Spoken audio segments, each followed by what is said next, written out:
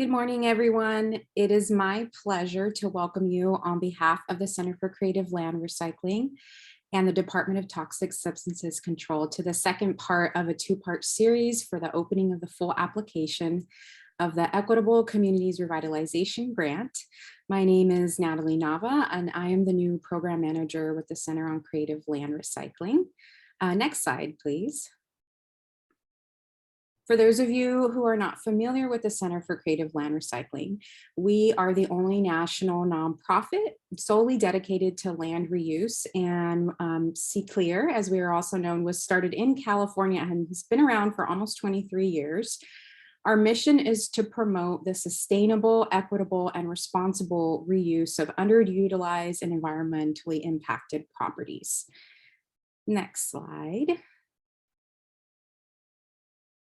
So today, what ECRG will be going over with DTSC is the technical assistance process for this grant. We'll briefly just overview that. And then most of this webinar will be about really going step by step through the Fluxx portal so that you understand all the questions. Then at the end, we will have Q&A. Please put any questions you have in the chat and we will keep track of them.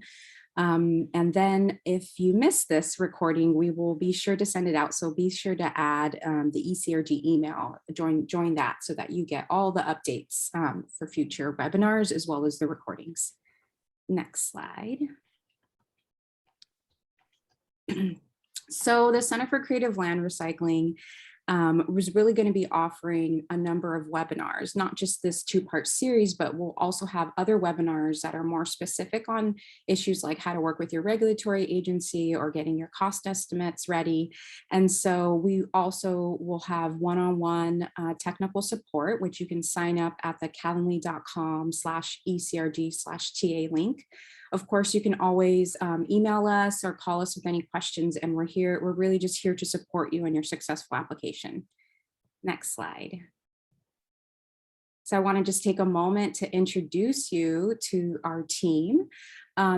Ignacio, David, Janet, and Sebastian are the revitalization specialists that Devin, Tony, and Natalie, myself, we're really the program support, making sure that you have all the materials, doing outreach, and connecting you with the revitalization specialist so you can get that one-on-one attention.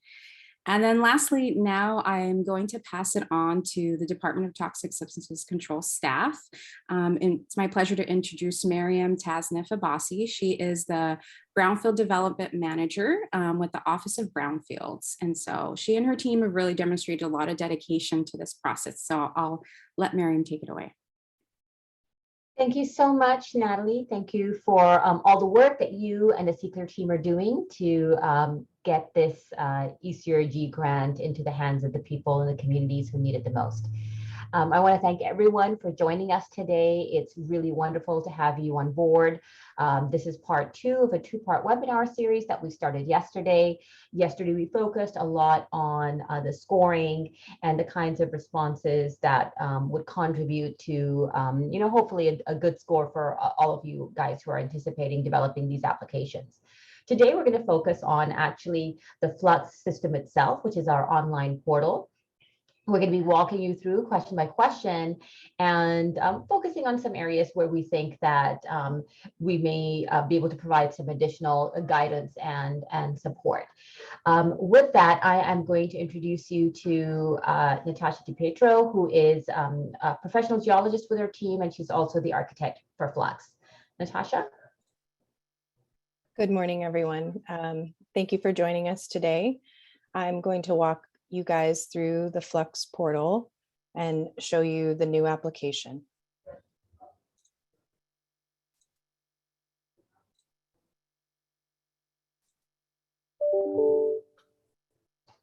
So I'd like to start off by saying that for those of you that participated in the pre-qualifying round, those pre-qualifying applications should now be visible in your application portal. So they should be visible in the pending request card, and they should include all the information and attachments that you provided when your application was submitted. Some questions have been moved around and some have been reformatted or expanded on. So during this presentation, I'll do my best to highlight these changes as we walk through the application, but it's highly recommended that you review every question for completeness and for quality. So if you request ECRG's assistance with your application, I just want to mention that they do have the ability to view your application with your permission in the Fluxx portal. So I'll go ahead and get started. This is the landing page that you can access by going to dtsc.fluxx.io. The first thing that you'll want to do is create an account if you don't already have one. And you can do that by clicking this button here. And you will just need to enter basic information like your name, information about your organization, and most importantly, your email address. So another thing that's important to note is that if multiple users are going to contribute to an application, a representative of the eligible entity should register first and then add additional users to the application. I'll show you guys how to do that later in section 2. Another important thing to note is that only one user can edit an application at any given time.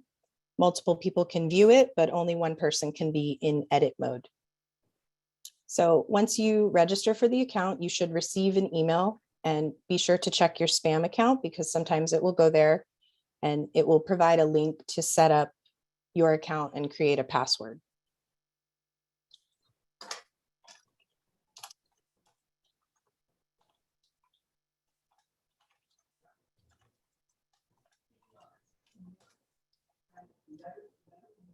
Okay, so when you log in, this is the landing page that you'll see. I wanted to highlight the navigation pane over here on the left-hand side. This is how you can navigate through the portal, and this is where all the information is stored. So to start an application, you'll toggle to the Submit an Application page. And you can see here we have buttons for both our voluntary oversight program and also for the ECRG application. So if you click the button, it will start a new application for you. And it will open this application for you in edit mode. And Natasha, if I may interject just for one moment, that's Sure. okay? Yeah. So everyone, this is Miriam again. And one of the things I wanted to point out is that we've sent this, Devin sent this in the chat. We have guidelines. We also have a one-pager that lists the documents and the information that you'll need in order to complete the application. And it's just one of those things that it depends. And we also have like a printed out sort of PDF version of the application available on our website.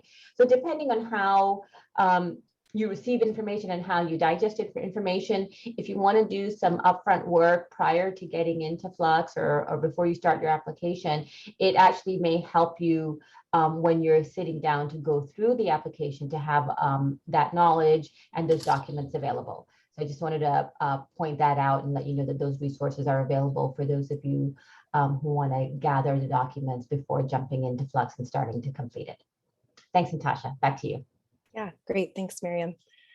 So as I mentioned, the application will open in edit mode. And the first thing I'd like to point out are the buttons that show at the bottom. So there's Save and Continue, which will save your progress, but will not close the application out of edit mode. It's important to click this button often because the portal does not auto-save. So if you could lose your progress if you click out of the browser, just be sure to save frequently.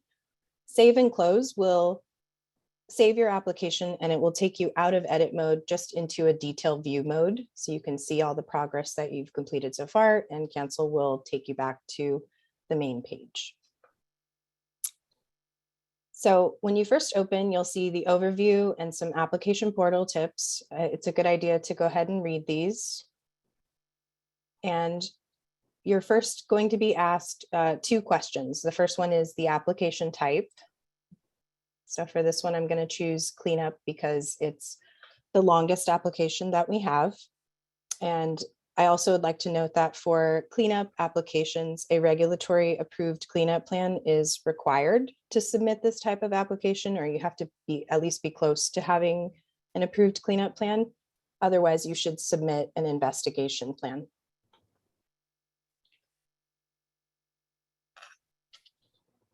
The second section is pertaining to eligibility, and this asks what type of entity is applying and for an affirmation that none of the specific conditions listed below apply to the site, because these conditions would deem your site ineligible.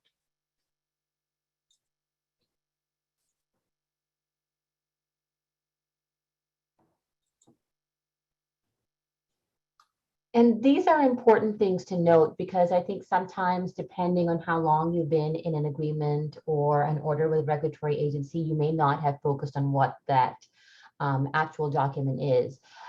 So it's just important to pay attention.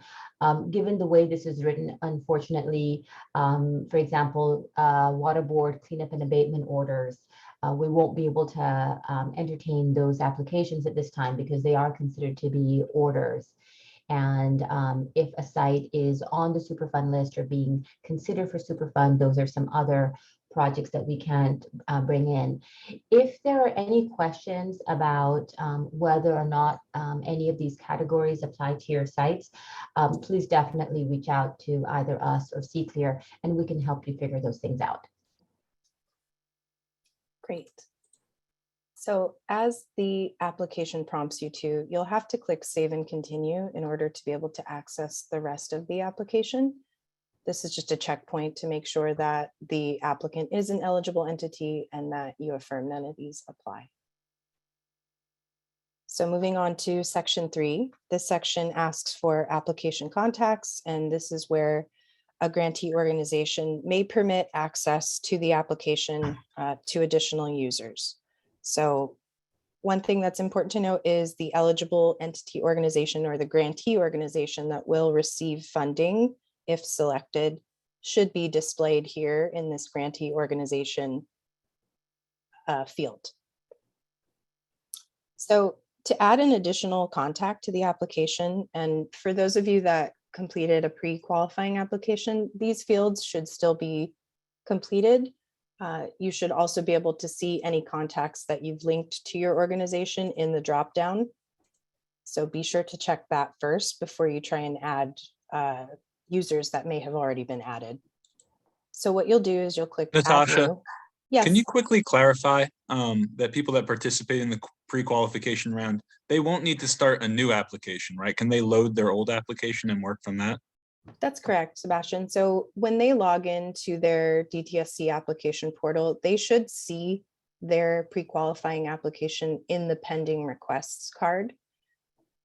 So if they don't, they can reach out to application portal at dtsc.ca.gov to find out why. But most of the information, if not all of the information, should be present on a pre-qualifying application. So they do not need to start a new application. That's a good point. Perfect. Thank you for clarifying. Of course. So to add a new contact, you'll click the link, Add New, and you need to include their name and any other information. Most importantly is going to be their email address, and enter this information carefully, as you do not have the ability to edit this once you've saved it. If there's a mistake made, you can reach out to us and we can help clarify, but just be careful when you enter this information. And so once you save it, you should see the person's name in the dropdown. So you'll need to choose the appropriate field to include them in. Then you'll instruct this contact, whoever you've just added, to go back to our DTSC landing page. And they can click Reset or Create Password, and they should be able to gain access that way.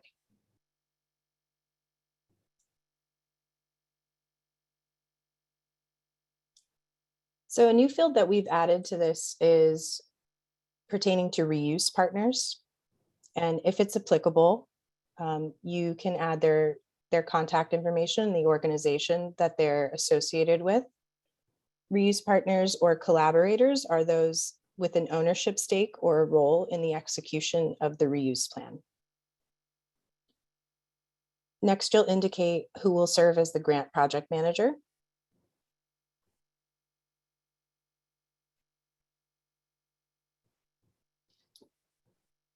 And I just wanted to point out that these roles, especially the role of the grant project manager, is really important because during the application review and selection process, we need a contact number for a contact person who we can reach out to. We might have some clarifying questions. We may need to verify something. So it's important that who you list as this grant project manager is someone who's very cognizant of the details that have been provided in the application, so we can follow up with them and get the answers we need quickly. Thanks, Natasha. Great, thanks, Miriam. So I'm actually going to toggle out of this brand new application and move into one that has some pre-filled fields, just to demonstrate some of the pieces of information we're looking for. So as I mentioned, in your pending request card, you can see here on the left navigation pane, this is where you should be able to see any applications that you've started, which does include any pre-qualifying applications that were submitted. They have now been sent back to this status, and they should be visible in your portal. So you can view multiple applications here, and to be able to go back into edit mode, there's an edit button in the top right corner here. This is also the view that you'll need to be in if you when you are ready to submit. We'll talk about that more later.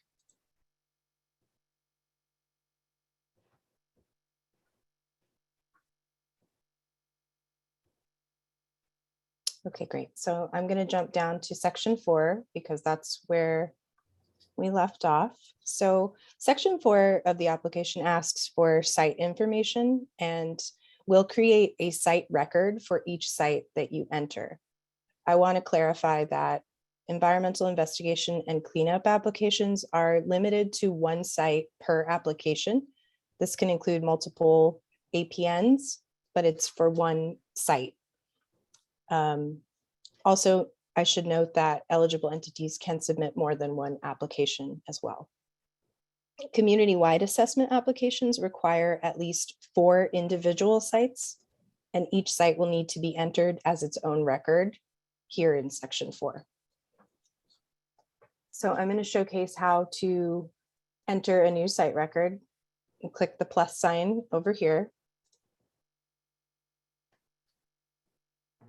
And it will ask a series of questions related to that specific site.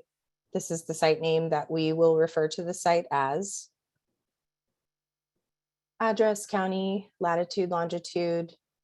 So we ask for state assembly district and state senate district. And we also ask for the Cal Virus screen score in this section. And DTSC has developed a tool for you to enter an address to get the Cal Virus screen score for a given site.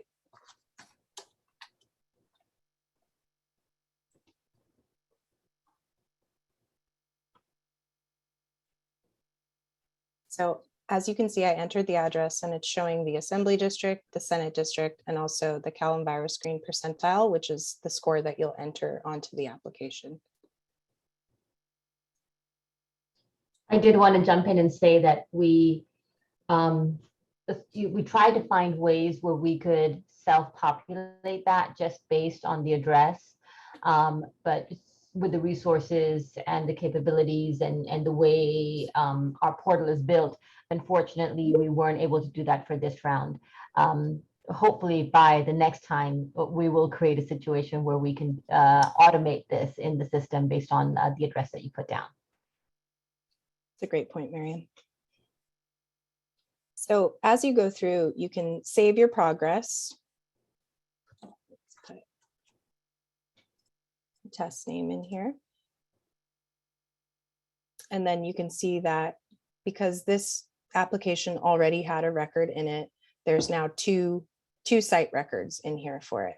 So you can always edit these site records using this edit button here. And it will take you back in. And so this is a record that I had already generated. just to show you how that function works. So for those of you that submitted a pre-qualifying application, you'll want to take a look at this section because we've added a couple questions related to environmental deed restrictions and also whether or not your site has been impacted by a natural disaster in the last 24 months.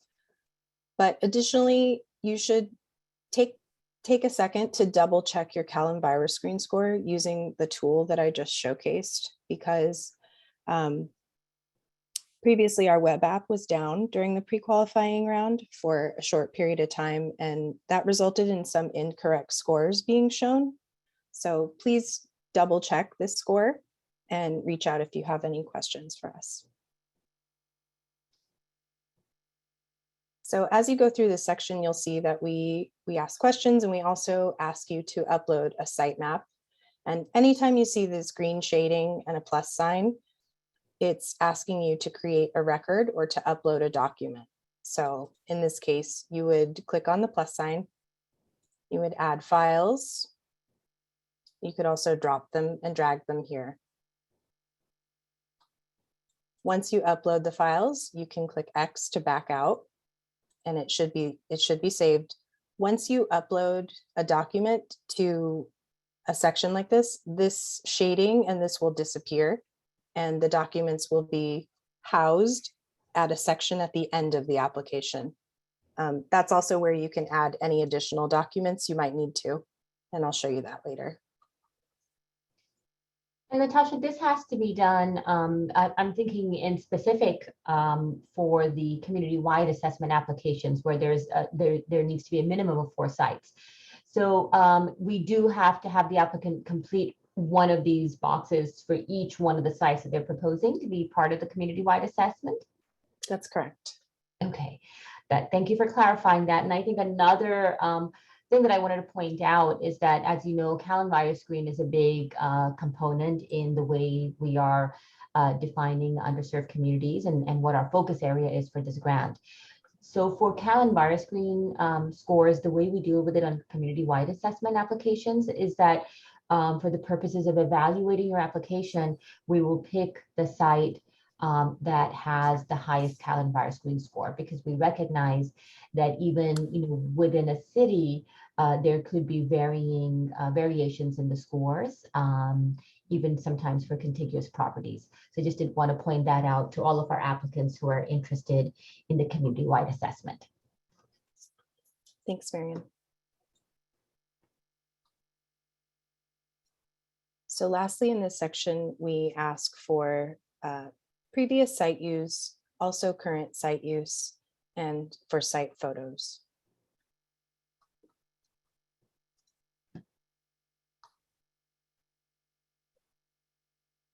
In the application, you can also expand to see the details that you've entered into these site records. So you can take a look to make sure that everything looks accurate. If you need to make any changes to this, you'll go and edit the record here, like I showed before.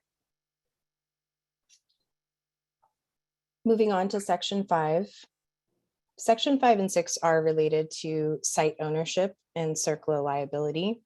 So these sections are very similar to the pre-qualifying application, but again, please pay close attention because additional questions were added based on your answer.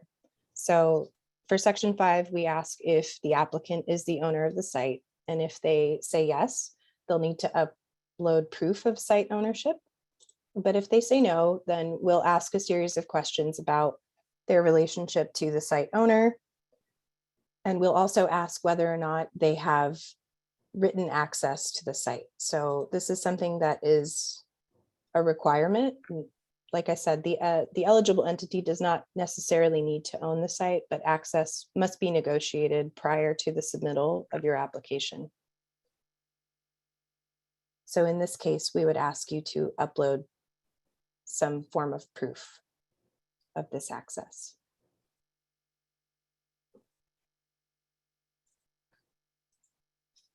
And we understand that oftentimes a lot of these brownfield properties are being discussed between different entities, owners, operators, potential buyers, and we understand that there are different types and different mechanisms for being able to access the site, which is why we haven't specified that only a legal access agreement will work.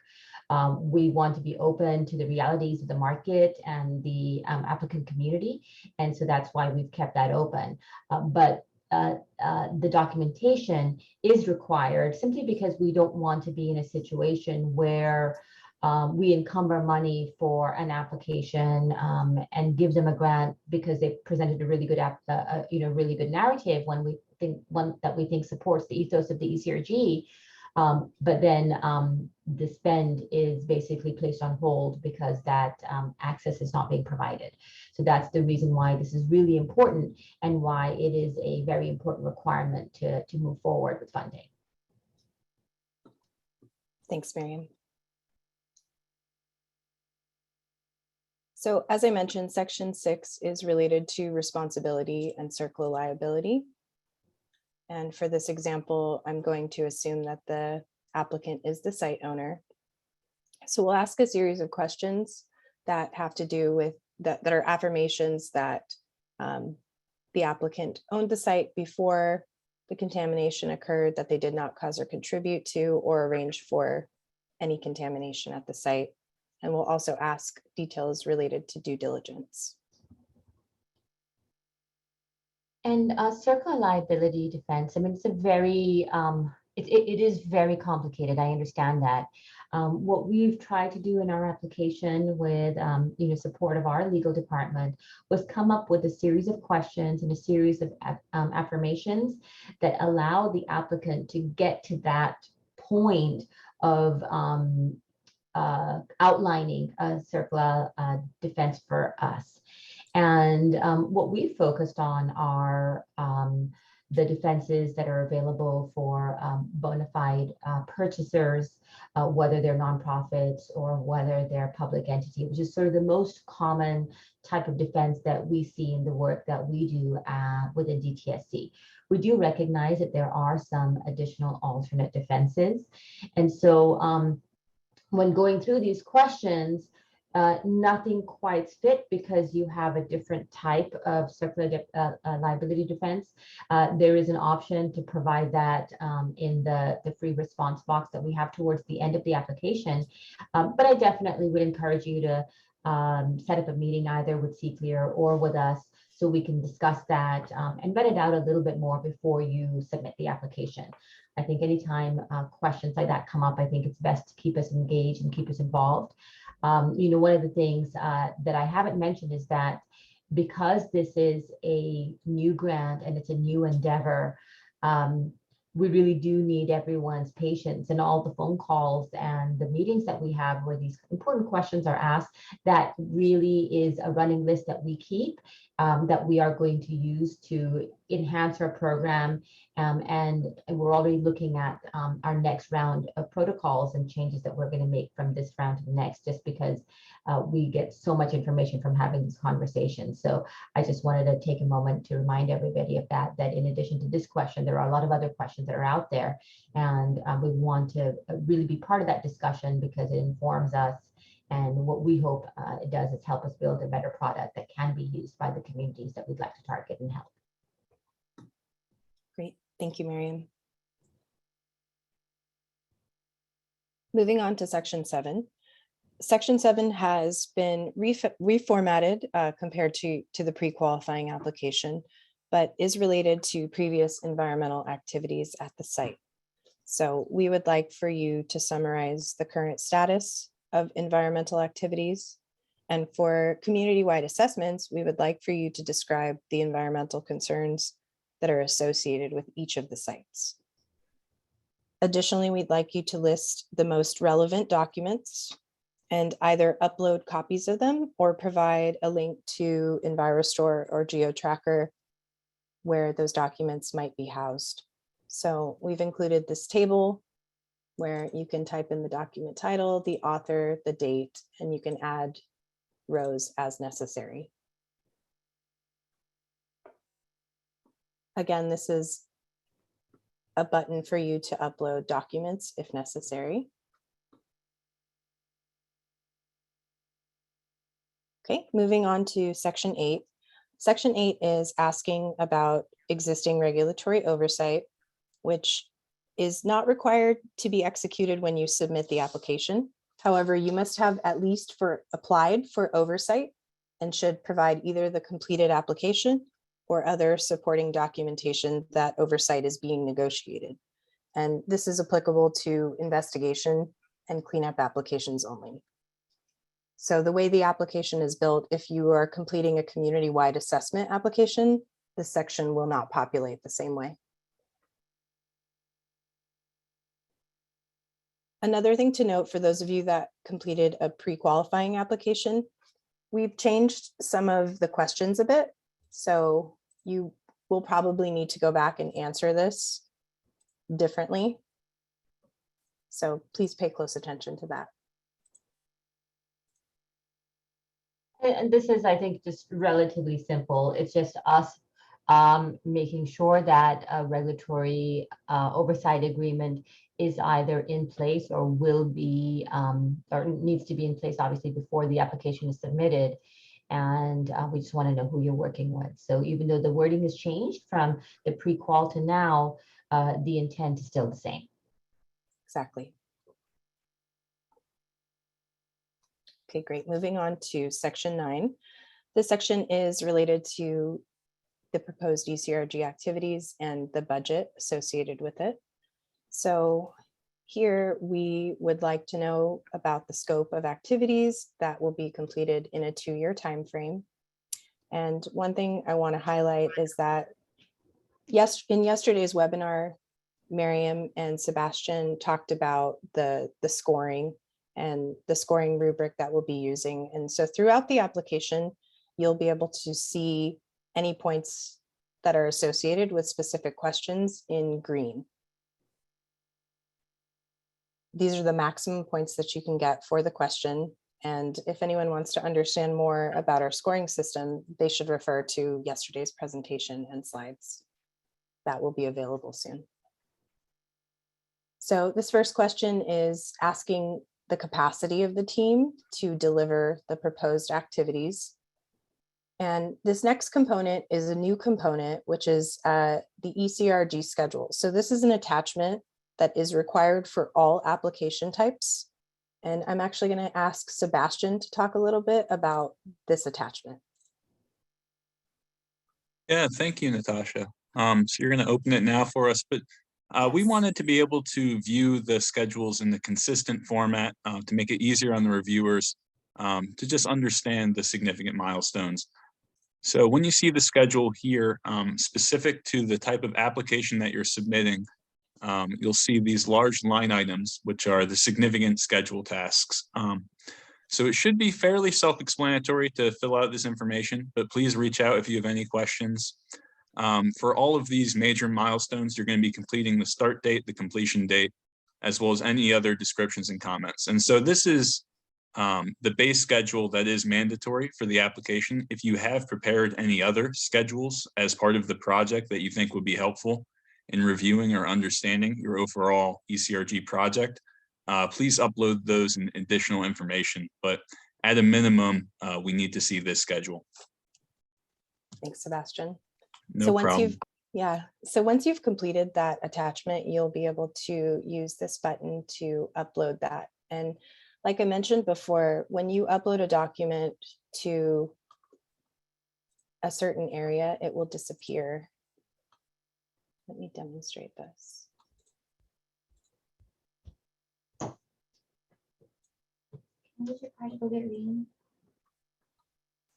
Okay, so as you can see, the upload is complete, and I'll just need to X out of this box. Now that has disappeared. So you've completed this requirement. It's a visual cue to know that it's been done for us and also for you. And anytime you include documents this way, they should be visible at the end of the application in the document section, where you can edit if needed or add additional documents like Sebastian mentioned. So moving on in this section, we are asking for the total dollars that are being requested for ECRG activities. And the values that are allowed vary based on application type. We're also asking you to we're giving you the option to upload any cost estimates that you have that have been prepared for your project. But you also have the option to use the grantee budget table instead of uploading cost estimates. In that case, we'd like to see a more detailed budget detail if you choose to use the grantee budget table. One thing that's important to note is that if you do upload detailed cost estimates here, we would ask that you enter one single line item with the total amount so that it's represented in this tool as well. Natasha, if I may interject for another moment, please. Sure. So this is a really, really important section for us because the ECRG is designed for assessment, investigation, and cleanup. The applicant's understanding of the work that they are proposing is really imperative to our decision-making process. I mean, it's the key because this represents our performance that we have to show to the legislators that we are assigning these grants to communities where the money is being used within this 2-year time frame, and that basically essentially measures our performance on the grant. And so the grant decisions in terms of funding, like funding amounts, this is the section. This is where we are making that decision on how much of a funding allocation to give you. So I can't emphasize enough how important it is for this section to be well articulated and for there to be a lot of effort put into how you as an applicant think it's best to present your budget and the level of detail that you can provide us to help us get that level of comfort and confidence that we can take you from being an applicant to a grantee, and this work will be done, and this amount that you've allocated is sufficient to be able to cover the tasks that you're proposing. We're not going to be doing sort of independent, detailed analyses of what everyone is proposing because, first of all, we don't have that capacity, and we also recognize that there's so much variations in costs based on geography, based on the type of work, based on the particular circumstances of the site, based on the contamination profile. There's so many variables. And so we are trusting you to have done the homework and come to us with a well-articulated environmental scope of work and a well-designed budget to be able to support that work in the 2-year time frame. So I know I did speak about this yesterday, but this is such an important component that I did want to emphasize it again today in this different context and with the visual of the actual application in front of us today. Great. And before I go into detail about how the grantee budget table works and how you can enter activities, I'd like to ask Sebastian to just speak briefly on an upcoming webinar about cost estimating. If he could give us an idea of what he'll cover in that webinar. Absolutely, Natasha. I think that's a great plug. So we recognize that not all of the applicants may have experience preparing these types of budgets. So we'd like to cover, budget methodology, what are some of the information sources that can be used? What are sort of the eligible costs going by grant type? Because we were seeing in the pre-application phase that there was still some misunderstandings of what should and what shouldn't be included, as well as, what are some additional scopes of work that can be thought about to be included in the ECRG work? Thanks, Sebastian. And that brings up an important point. One thing we do not want to see as a separate line item is going to be contingency. So we did see that a few times in our pre-qualifying application round, and we are asking that it's not shown as a separate line item in your budget. So now I will show you how to add tasks. As you can see, I've already got a couple tasks in here. And one thing that's important to note before I go into this table is that the total amount that's shown here should match the total amount that is being requested. So keep that in mind when you're adding this up. So what you'll do to add an activity to this budget table is you'll click on the plus sign that was out here. It will open a new window and you can enter the task however you've decided to break down your work. If you have estimated dates, you can add those. That is optional. But down here, you'll see that we have different types of budget allocations. The majority will be in contracts, and that should be a total amount, depending on how you choose to break your work down. The next category is project grantee project management, and that should not exceed 5% of the total allocation. We also have a category for travel, which is related to brownfields training conferences, and another category for other, which you should specify if you do choose to put any funds in that category.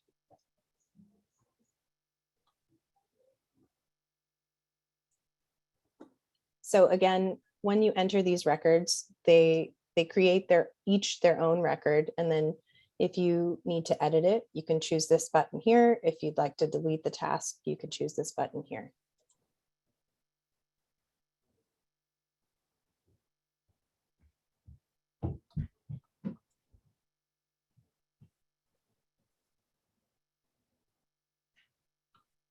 This is a snapshot that breaks down the tasks that you've included. It shows the funding allocations. So they're similar tables. This one is just a bit more detailed. And lastly, we ask if there's any additional funding that the applicant is in process, has applied for, or has obtained to help leverage the environmental work that needs to be done. And this is just, this question right here in this particular space is just for additional funding that's available for the environmental work. As Natasha takes us through the rest of the application, there's going to be other places where you can talk about funding available maybe for the reuse or other aspects of the broader project. This section right here is just for the environmental work. Good clarifying point, Marian. Thank you. So moving on to section 10. Section 10 is related to community engagement and reuse readiness and is mostly new for those of you that completed the pre-qualifying application. So if you did complete a pre-qualifying application, you will recognize the first two questions. However, some of the options have changed and additional questions have been added based on your responses. So please take a moment to revisit these questions if you did complete a pre-qualifying application. Natasha, could you, I hate to do this because I know it's going to mess up your flow, but would you mind going back to the previous section? Because I just want to make a point no problem. on the project management component and allowable cost. One of the things we have included in our grant as an allowable cost is a 5% project management fee or project management allowable charge. And this is for someone in the grantee's organization to do the work that's going to support the ECRG. And we are allowing up to 5% of the total allocation for this particular line item. And we saw in the pre-qualifying applications, some applicants had asked for this and some hadn't. You know, in our effort to sort of increase access and equity in many different ways, this was just one way that we're doing this. But we really hope that, especially the smaller and under-resourced nonprofits and municipalities, take advantage and do include that project management fee as something that you ask us for. If we do end up revising our budget, we'll automatically make some adjustments to that number. But I did want to point that out and encourage everyone to include it. Thank you, Natasha. I'm sorry that I made you scroll back. No problem. Okay, so in section 10, like I said, these first two questions will look familiar to those that have done the pre-qualifying application. And when you open your pre-qualifying application, any answers that you provided that are generally in the same field, your answers will show up there. So for example, I believe this question existed before and it may still be appropriate. but you should check your answer anyway, just to make sure that it answers the question completely. So this section is very thorough and asks a lot of questions that are related to community engagement and the reuse readiness of the project. I'm not going to go through each and every question in great detail, but I'm going to slowly scroll through, and if anything pops out to myself or Miriam or anyone else on the team, we can talk about it.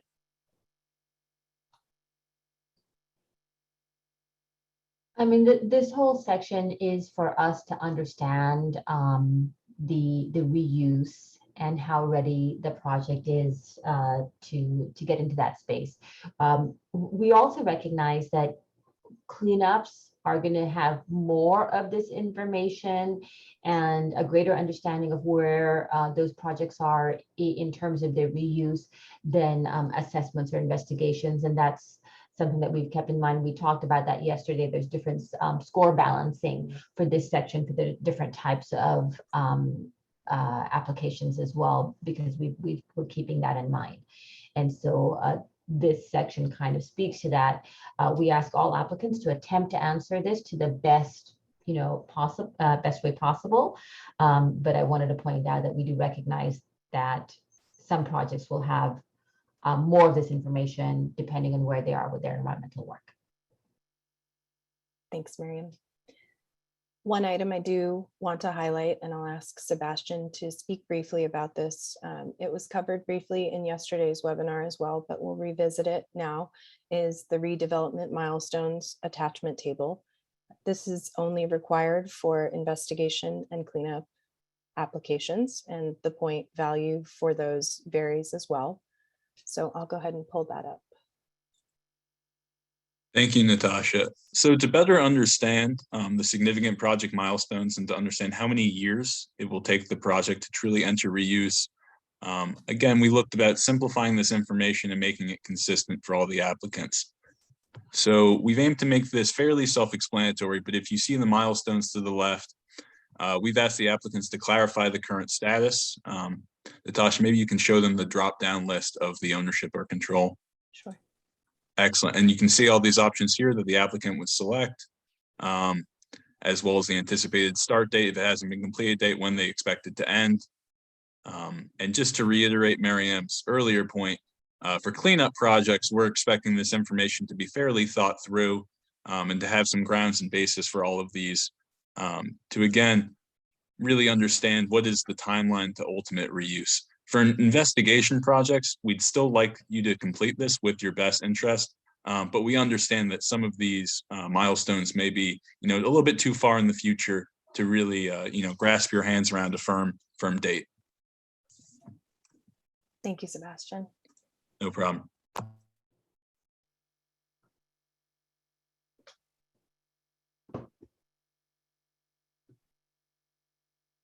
Great. So this section of section 10 is pertaining mostly to community engagement, and we also ask you to describe the community's reaction, and we'd like you to provide any sort of documentation you may have on the support or feedback that you received from the community or from local officials or from those that have been consulted.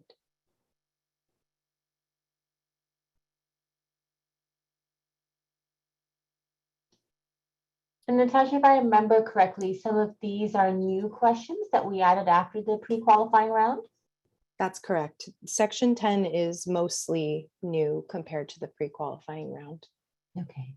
And I think it's something that we feel this is the information that we wanted to have and have a greater understanding of, just so we could see what community engagement activities had already taken place and which ones were anticipated or being planned. Correct. And there's a closing question in this section that talks about or asks how the proposed reuse is potentially going to address inequities that have resulted in a lot of these communities from lack of access to opportunities over time.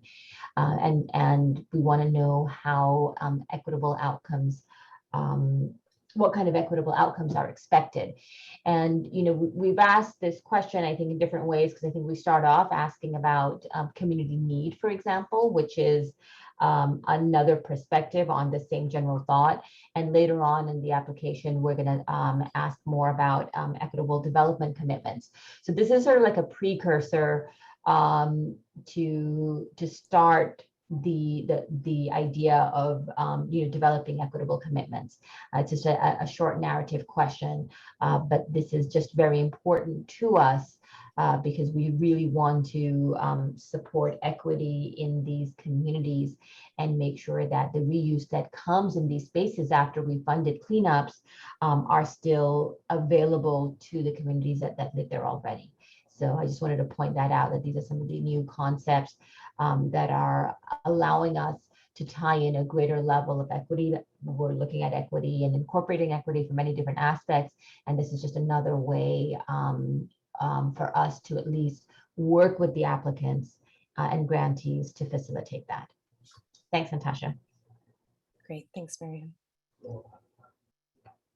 So moving on to section 11, we are asking about contracts, and we are asking the applicant to describe their any competitive or inclusive contracting practices that their organization undertakes.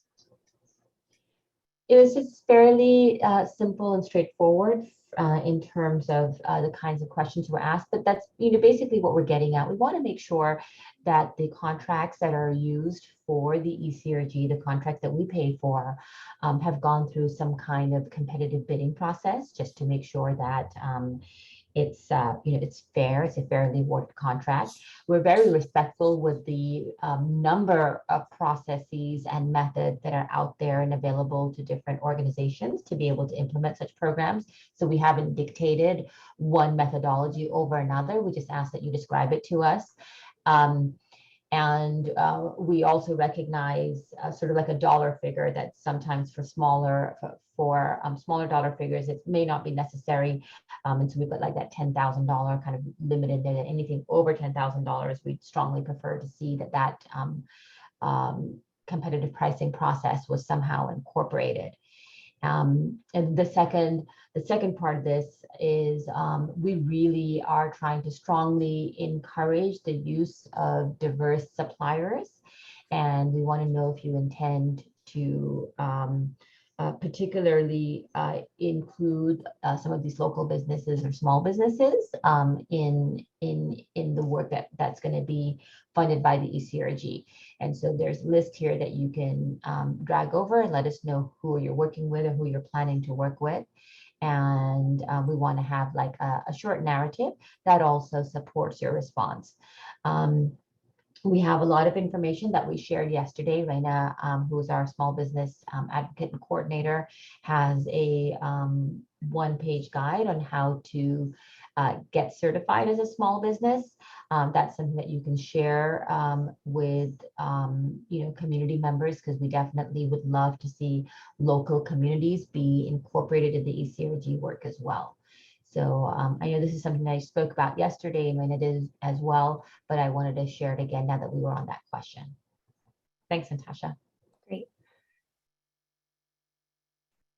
So section 12 is where all the documents that you upload, with the exception of section 4, will be housed. This is where the documents will be housed. So as you can see, I uploaded that ECRG schedule, and it's showing here. You can delete it by using this button here. You can add a new version of the document. You can also preview it. But in addition, if you needed to add any documents that didn't apply to the specific points, or just in general, if you need to add a new document, you can add a document the same way, but then you have the option to choose what type of document it is to help us sort through them when you submit your application.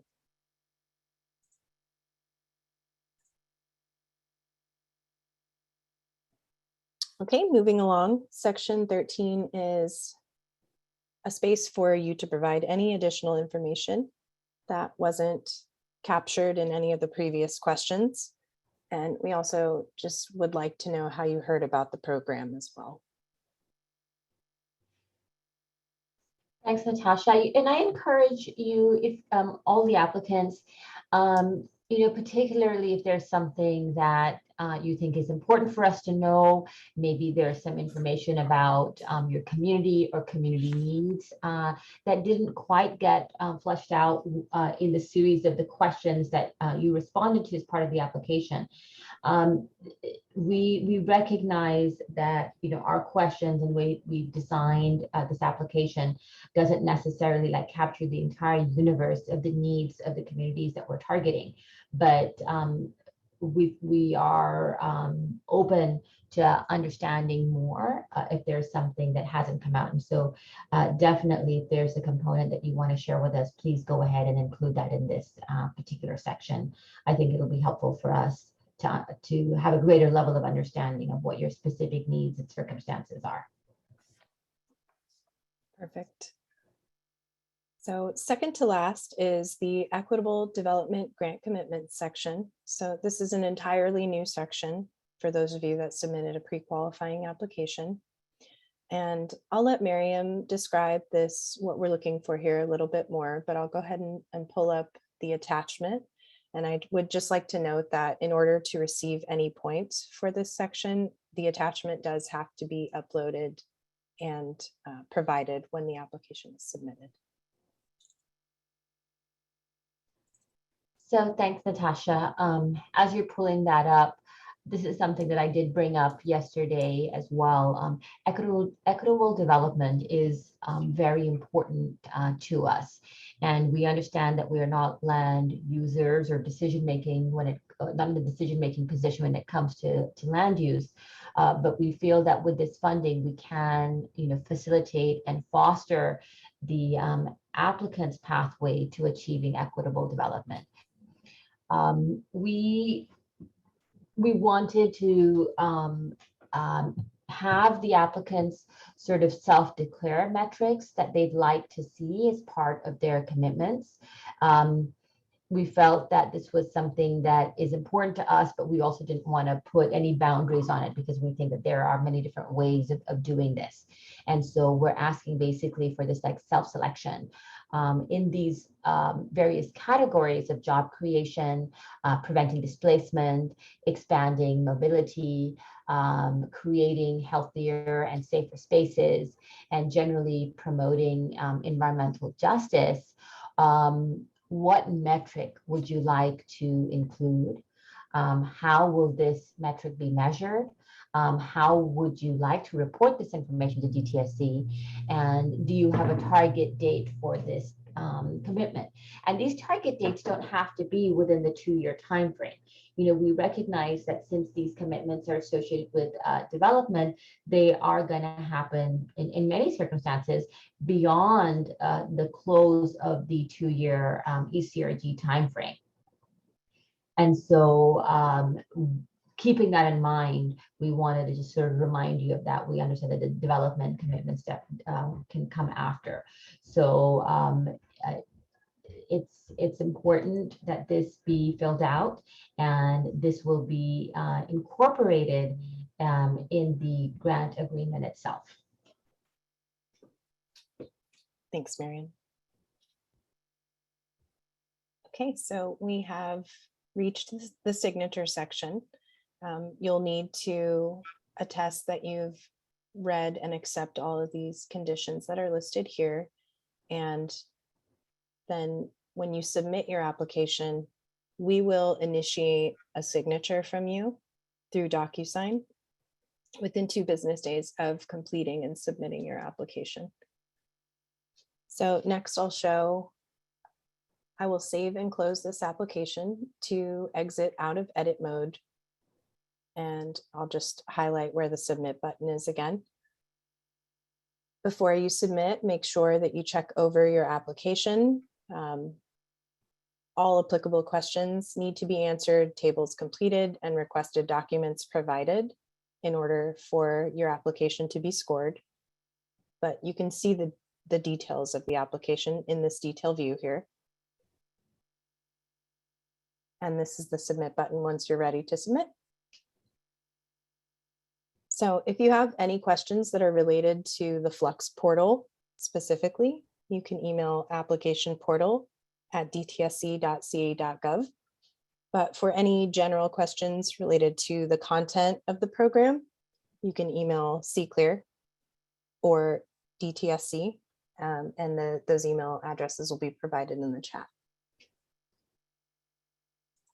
Natasha, I know we've talked about this earlier as well, but I did want to point out that the applicants should not rely on the system to warn them if they've missed a question or missed uploading a file or not completed a table.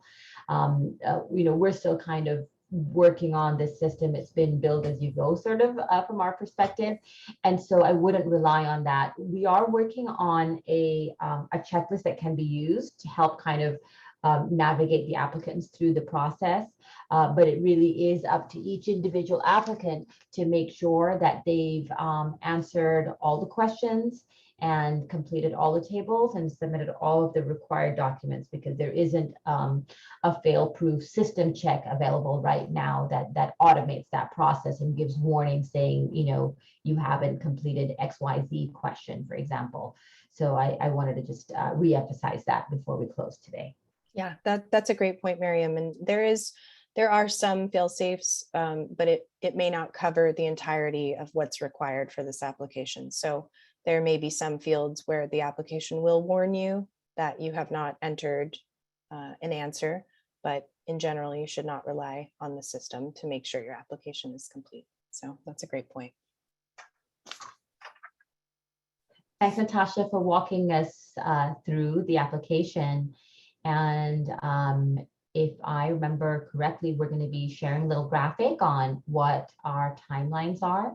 And then we will turn it over to Sebastian to facilitate the Q&A. Excellent. Thank you, Miriam. As you prepare the graphic, just going to quickly ask the first question. Is it possible to switch from a cleanup pre-application to an assessment application if a pre-app was already started? Yes, you can. So what you would do is under application type, you would just toggle from cleanup to investigation. Excellent. And just to repeat the earlier point, if an applicant participated in the pre-qual round, they don't need to start a new application. They can see the application they did before in the pending request tab, correct? That's correct. They should see them there. If they don't, and that's just for submitted pre-qualifying applications. So for those that may have started a draft but did not submit, you can reach out if there was a lot of information that you need back from that, but otherwise we only sent back the submitted pre-qualifying applications. All others should start a new application. Excellent. And if I submitted a pre-application and I was told I was eligible, what should I do to make sure that my application is competitive now that we're in the full application process? I would say that you could look at the scoring rubric, and now that the questions have been added that have score values at the end of them, you can take a look at those and see, how much weight is being given to certain questions that we're asking. But you do still need to complete the application in full. Great. Thank you, Natasha, for clarifying that there's been additional questions and that if you completed the pre-app, you should definitely review the application with fresh eyes. Yes. How many pre-qualifying applications were submitted? 88. Excellent. Wow, so a lot of interest in the program. Mm-hmm. So another question, and this might be more for Mary Ann. Does the site itself have to be impacted by a declared disaster, or is it sufficient if the city or county has had a federally declared disaster? Sebastian, I'm thinking about that question. If I remember correctly, the link that we were using goes to both state and federal disasters. Is that correct? Yes, that's correct, Miriam. Okay. So does that answer the question? I think there might be follow-up to this. It's really the question of, does the site have to show that it's been impacted, or is it enough if the city or county is on that list? Got it. Okay. Let's follow up on this one. Excellent. So thank you, Michelle Whitman. We will follow up and make sure we post the answer to that. The next question was more just a clarification between CES score and percentile. Both these language have been going back and forth. Natasha, could you clarify what is the difference, or if they're the same thing, between CES score and CES percentile? I'm actually going to ask Greg if he's on the line to help me answer that question, but we are looking for the percentile. Hi there. I was able to join a little bit late. For a CES score, on OEHA's website, it will give you the range. So it'll say, a lot of people have this question that the range says between 70 to 75%. And of course, DTSC's cutoff for prioritization is 75% and above. So in order to find where you fall within that range, we recommend that you use DTSC's web application that will provide the Cal EnviroScreen 3.0 score for you when you search it via an address or by zooming and clicking on an individual location on the map. And it will also provide your state, Senate, and Assembly districts, which are also questions that are on the application. But the score is a percentile. It's just that OEHA's website provides a range. So DTSC developed a web application to give you your individual percentile. And so thank you, Greg. I'm sorry, just going to jump in, Greg. So I think it may be our fault, because are we using the term percentile and score interchangeably and incorrectly so, because it actually should be percentile? Yes and no. OEHA uses both terms interchangeably. I think for their public-facing terminology, they did use score. Okay. But if anybody is interested and looks at the raw data, the information that we are using is CES percentile. Got it. Thank you. Thank you for that clarification. I see that we now have the schedule dates showing. Miriam, would you like to discuss these dates a little bit with the team? Yes, absolutely. So we opened earlier this week. We're planning on keeping the application open for the next few weeks, closing in early April. We're hoping to make our award announcements sometime in May. And the authorization to spend, which Sebastian, as you pointed out earlier in our phone calls, that that really is the most important date for the applicants, happens upon agreement execution. So we're anticipating that to happen around June. It's still, we don't have hard dates on this, just because we don't know what kind of volume of applications we're going to be dealing with and how much we have to process. But we're really hoping that we can get all of the agreements executed in June. And as soon as we have those agreements signed and executed on our end, from that day moving forward, that's when the 2-year clock starts. It is important. It's something I emphasized yesterday, but please make sure that you review the agreement terms and conditions and the agreement language very carefully, because we are assuming that since those are non-negotiable agreements, we're expecting everyone to accept the boilerplate language. We want those agreements to be signed by the grantees who are offered these grants as soon as possible, so that we can get the authorization to spend as quickly as possible as well. And so we've got the hard dates now, but there may be some flexibility needed based on how subscribed we are once the application period closes. Thanks, Sebastian. Thank you for that explanation, Miriam. Okay, so just going to jump into the questions while this is up on the screen for people to review. From Stephen Stowart, what documentation is needed for proof of ownership of a site? Greg, can you jump in this for me? Because I know you're closer to that conversation because of what we require for agreements. Early proof of ownership, we are looking for the deed, a copy of the deed, Sometimes we can accept a recent title report if the title report has been conducted in the past, month or so. Anything beyond that, we do really want to look at a deed generally. If you have some other sort of documentation, you can provide it to us and we can assess it, but we would reach out if it doesn't meet our threshold for proof of ownership. Great. Thank you for clarifying that, Greg. Okay, thank you. Next question from Rob Jacob. Are tribes allowed to use tribal environmental departments as the oversight agency? If not, can EPA be an option? I think so. We want to be very sensitive to the special circumstances of tribes. And my first instinctual answer is yes, but I would love to set up a short follow-up call with you just to make sure that I understand the question correctly and the circumstances correctly and give you the correct answer. But my first answer without knowing the details is yes. Thank you. Maybe you can touch on this larger related question. Are tribes required to waive sovereignty to participate? Thank you for asking that question. They are not. We've generally stayed silent on that topic. We ask that the tribes take a look at our terms and agreements.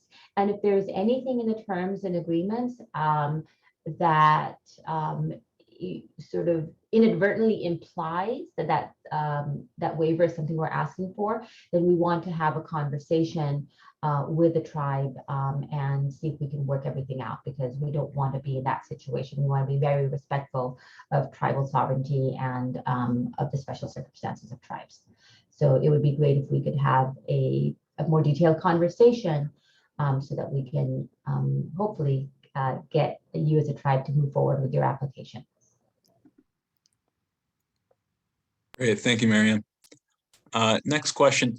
If an entity has an oversight agreement with an agency that is not DTSC, will DTSC want the agreement to match their own standards? Will it need to be as stringent as an agreement with DTSC would be? That's a good question. We definitely are going to be having conversations and a greater level of engagement on an organizational perspective with different agencies that are working on ECRG funded projects. That being said, we are and very respectful of different agencies, their authorities, and their approaches. So really, this is something I think that we're going to manage on a case-by-case basis. We will not step on the jurisdiction of another agency. So we may, so we won't ask them to do things they wouldn't normally do for their projects unless it is something very specific that's needed for that particular circumstance. And that's why building the broader relationships with these agencies for any agency that's involved in the ECRG project, I think is something that we're looking at from a broader perspective as opposed to a site decision perspective. Great, thank you. If an applicant is applying for a grant to cover the cost of an assessment and an application to cover the cost of a cleanup, do they need to submit separate applications? Or maybe you could just provide some general advice on what applicants should do that are confused whether to apply for an environmental investigation or a cleanup. Okay, so the environmental cleanup grants, the starting point is an approved cleanup plan, an agency approved cleanup plan. So that's the starting point for a cleanup. And so anyone who has that, apply for a cleanup grant. If you are in late stage investigation and you're moving towards a cleanup plan, or you've developed a cleanup plan, but it hasn't been approved yet, or it hasn't gone through the public comment period or whatever is needed to have that be approved, then I would say go with an investigation application. Great, thank you. Can an applicant submit multiple applications for the same project? No, an applicant can submit multiple applications for different sites.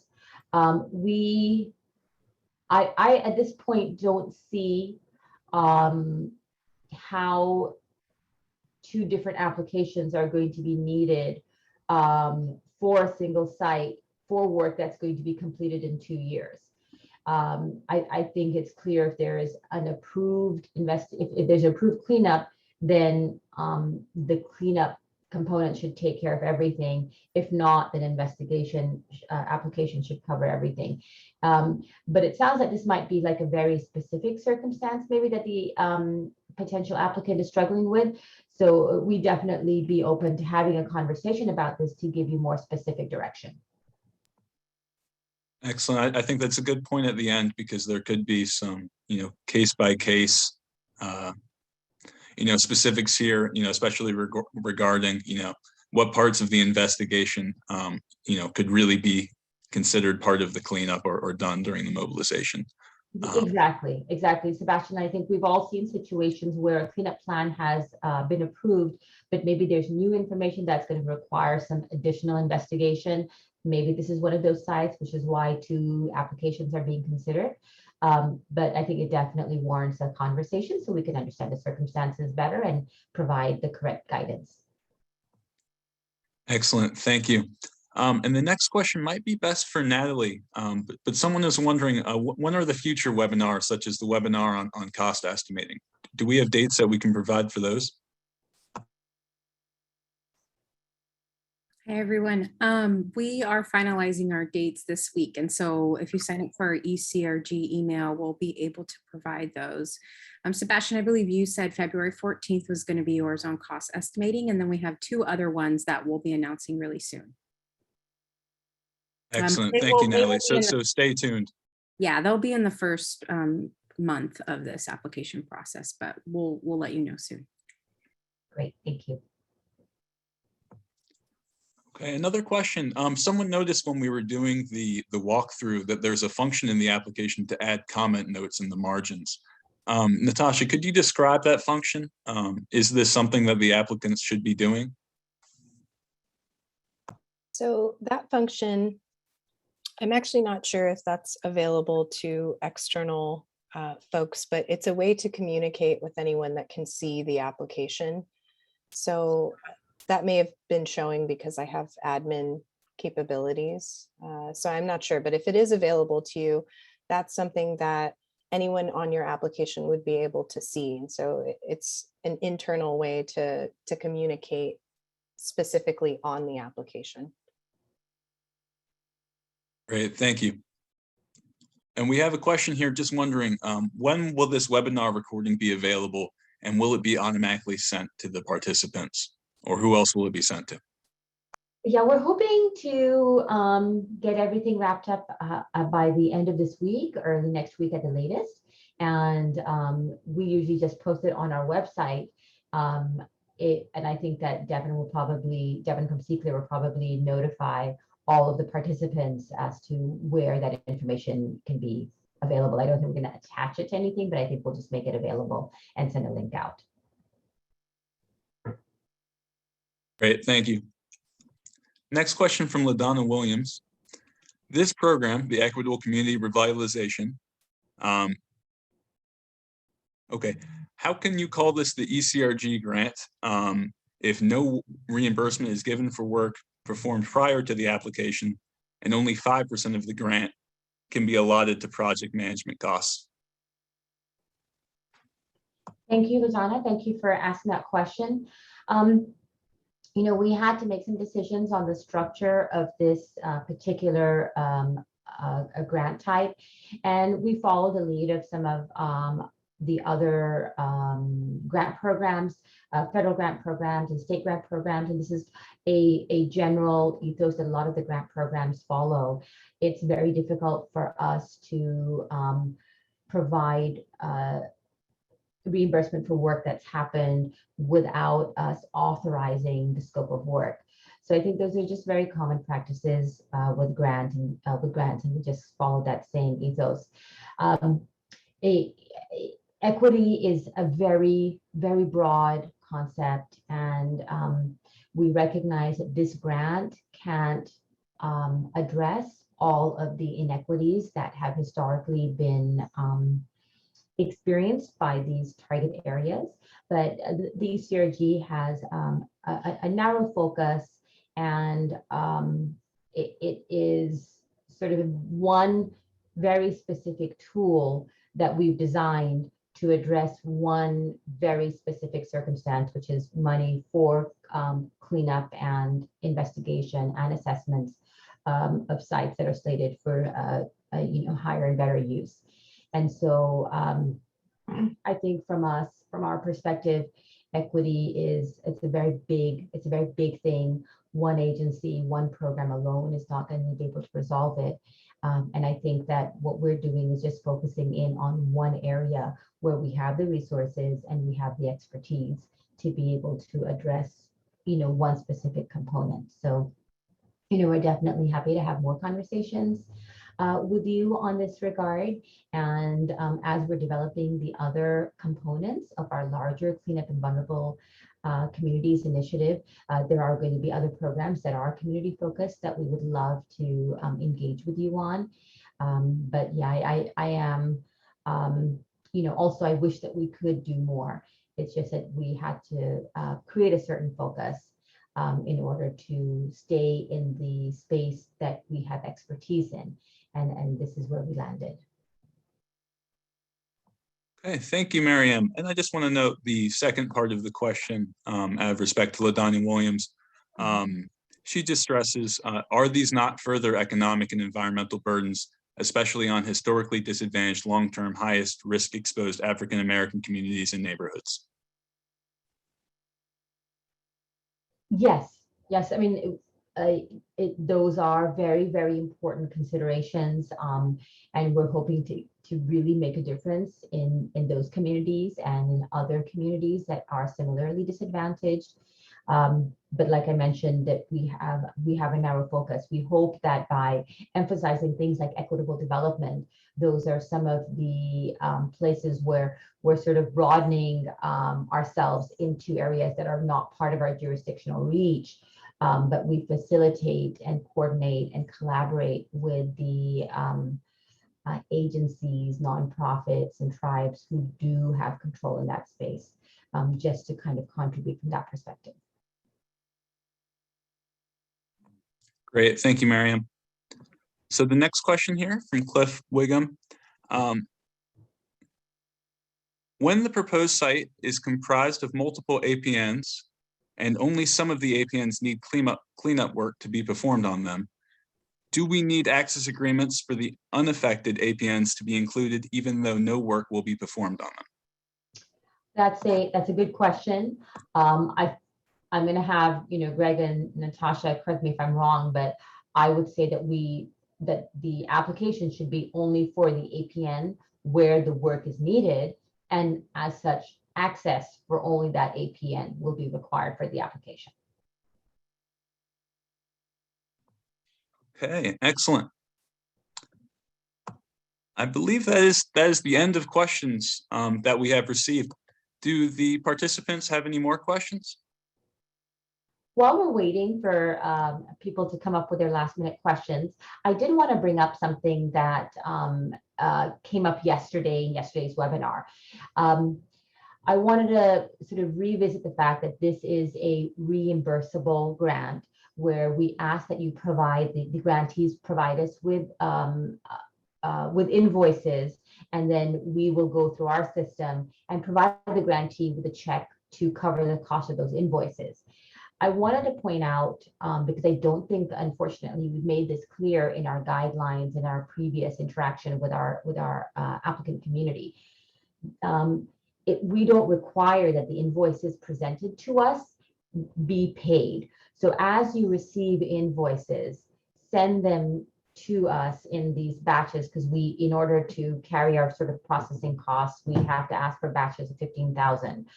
So as you get these invoices, batch them together, send them to us, and then we will go ahead and give you a check to pay for them, pay for those costs. So you don't need to carry that cost and wait for us to reimburse you.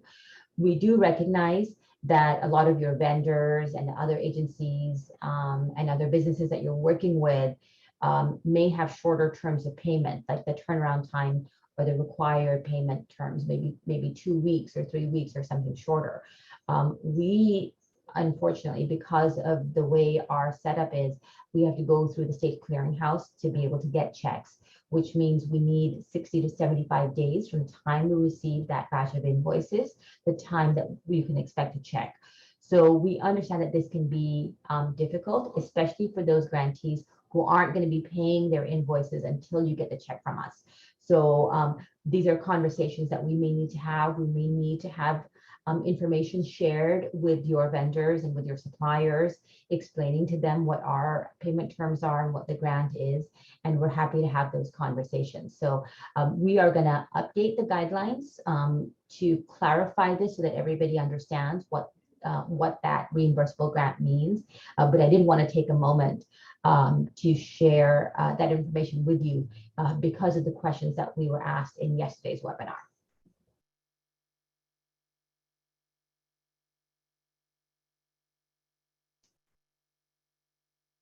So Sebastian, that was it on my end. If there aren't any additional questions, I'm wondering maybe if we should close out. Yeah, thank you, Miriam. I think that is all the questions for now. But again, I just want to stress, if any of the participants have any additional questions, have clarification, or want to have conversations, to please follow up. In the chat box, you can see the Calendly link if you need to sign up for technical assistance. And again, we really appreciate your participation in this program. Great. Thank you, Sebastian. Thank you, everyone on the CClear team, the DTSC team, and most of all, my thanks to all of you who took the time to participate in today's webinar. We hope to see you in our upcoming webinars, and we definitely hope to see all of your applications pop up in Fluxx. Thank you so much. Have a wonderful rest of the day.